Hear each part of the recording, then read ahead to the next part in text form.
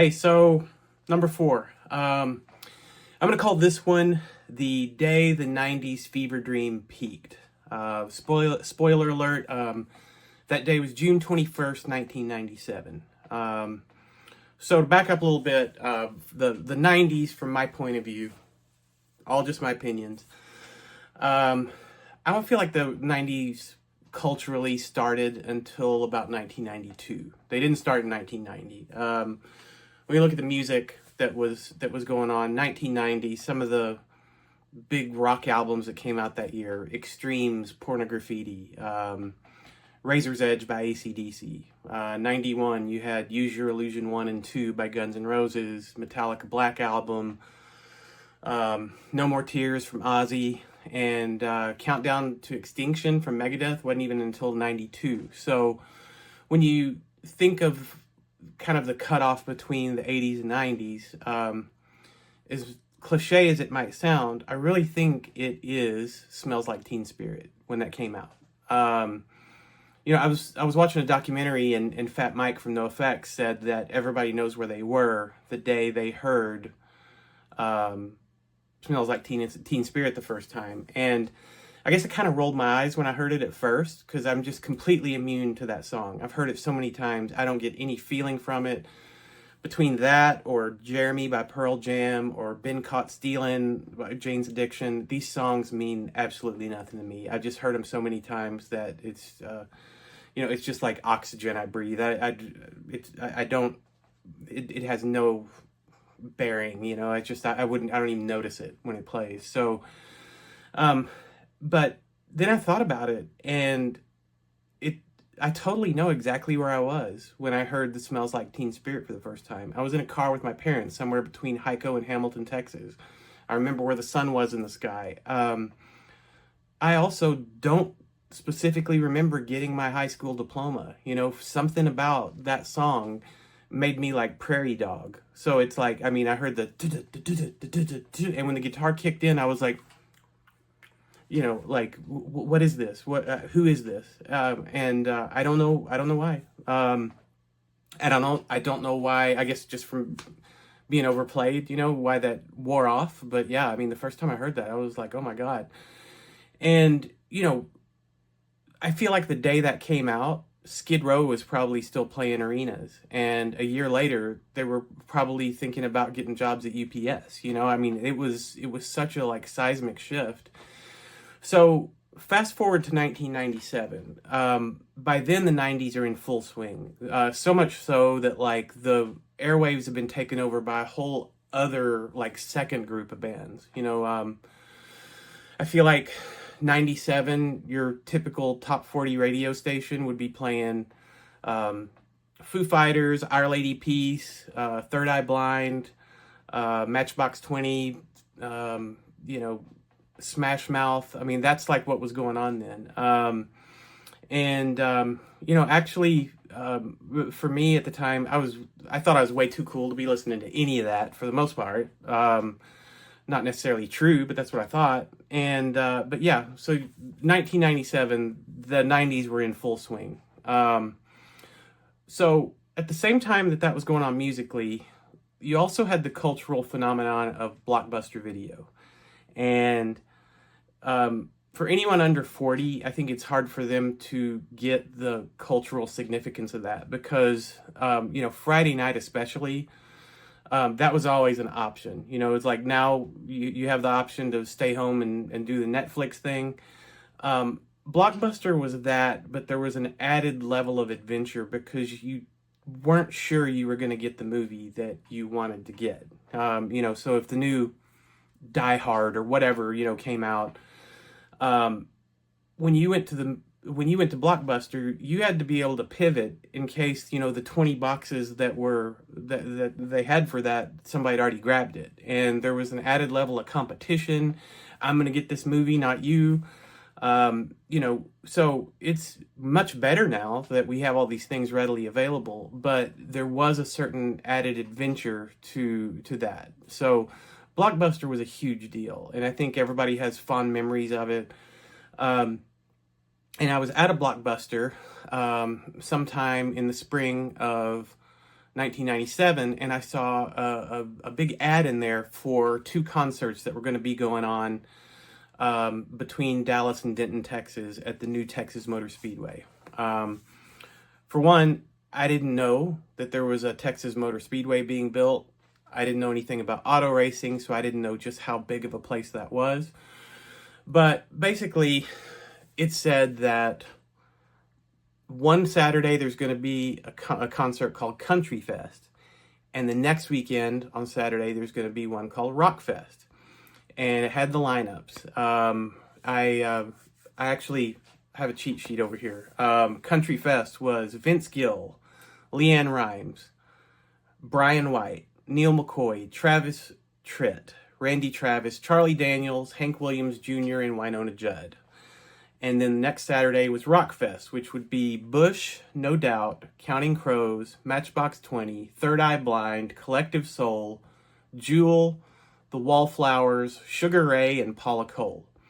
So yeah, this was like some serious 90s action going on. And the deal was you just had to buy this little cheap plastic cooler, ice chesty kind of thing that had Blockbuster Video logos all over it. You buy that from Blockbuster for $10, $15, something like that. And that grants you admission to Countryfest and or Rockfest. So you could go to both. And that's exactly what I did. Okay, so Countryfest. That week I went with one of my friends, and we bring our little Blockbuster plasticky ice chest cooler thingies. And in case you're curious, I believe that held about 6 12-ounce cans each. And you walk in there, they kind of search you or whatever, and then you walk into this racetrack. And I had never been to a racetrack before. I had no idea how big it was. This place, I walked in and it was like its own planet. I couldn't believe how huge it was. And there were people just completely covering the infield area and some on the track, and the stands were just empty. Nobody even bothered using that unless they were trying to get out of the sun. Some people would go up there for a little while, but for the most part, everybody was just out there on the infield. And at the time, I was like, oh man, there's got to be like 80,000 people here or something. It turns out it was 250,000. It's just I'd never been to a place that big before. And as far as the music goes, it's funny how what you wanted to see at the time, I wasn't really excited about anything that was going on there. I was very anti-country at the time. However, I did grow up on like 70s and 80s country. I was like, oh, Leanne Rimes was a big deal at the time. Brian White was a big deal at the time. I don't remember anything about them. I do remember when Hank Williams Jr. and Charlie Daniels played. I was really excited about that. And I didn't know I was going to be excited until I started just realizing these hit songs, these big songs from my childhood. So I was totally loving that. And I remember thinking that Travis Tritt put on a really, really good show. And I had zero interest in him. And after that, I was like, man, that was impressive. I got out of my anti-country phase. I mean, I went and saw Marty Stewart 2 weeks ago and loved every second of it. So, but at the time, I just went to go, and I enjoyed it. So a week later, it's time to go back for Rockfest. And it's funny because I look at that lineup of bands: Bush, No Doubt, Collective Soul, Counting Crows, Paula Cole, Matchbox 20. That is like a murderer's row of bands I freaking hated. Like, I didn't like any of those bands. And it's funny because I was actually excited about seeing Sugar Ray. And because I'd seen them before, and before they kind of found their way, they were a metal band. And their first album, I loved. I mean, it was like, their song Mean Machine is just like pure energy. I loved it, and I'd seen them before. And so I was excited to see them. And I went with like 2 or 3 people. I remember it was Jeremy, a guy named Kylie, God rest his soul. Once again, you ride in a car with me, you end up passing away eventually. I don't know what's up with that. And there was a girl with us that she was excited about seeing Sugar Ray, and that seemed really weird to me because she was into like Tonic and Fuel and Matchbox 20 and bands like that. And I was like, how weird that she would be wanting to see Sugar Ray. Well, I didn't realize they had just put out one of their two big hits when they had gone total, pop. And I hadn't heard that song yet. So, we get in the car. We were in Granbury. And so it was, on paper should have been like an hour, drive or whatever. We get into the worst traffic I've ever seen in my life. It was so much worse than Countryfest. We were just stopped for a very long period of time. Cars were overheating just from sitting there idling for like an hour or 2 hours at a time. And we missed Sugar Ray. I don't know. I feel like we got there when maybe Matchbox 20 was playing.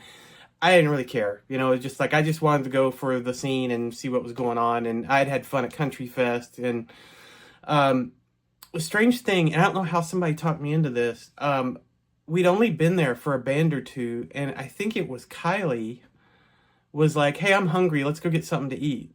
And he actually wanted to leave and come back.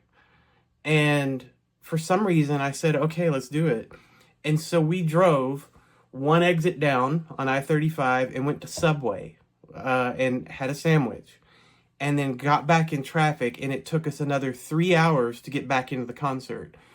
So, terrible decision. But we got back in there, and I remember we walked in, and it had just gotten dark. So, we basically spent the whole day in traffic. And Counting Crows was playing, and I could not stand them. I'd only heard songs on the radio. I had no interest in them. And as soon as I walked in and saw them playing, I was like, oh my God, I like Counting Crows. I was not aware of this. They were so good live. And I started listening to them after that. They won me over within like 5 seconds. But yeah, this time it was definitely more people than Countryfest. And that's the biggest show I've ever been to by a long shot. They think there may have been as many as 400,000 people there. Yeah, it was crazy. I couldn't believe how big it was and how many people showed up. So, but yeah, I look back, all the aspects of that. You've got the Blockbuster video angle. When I was like setting up, kind of who's going to go where and how we're going to meet up, we did it on AOL. Bush was involved. Everything about this was just like the 90s in a nutshell. And, yeah, I feel like that was kind of the peak of the 90s fever dream. It was crazy. It was weird. It was, and it was like this just kind of little time capsule where everything popular 90s that was going on was all at that moment. So, yeah, I was there. I must have had a big old show. I saw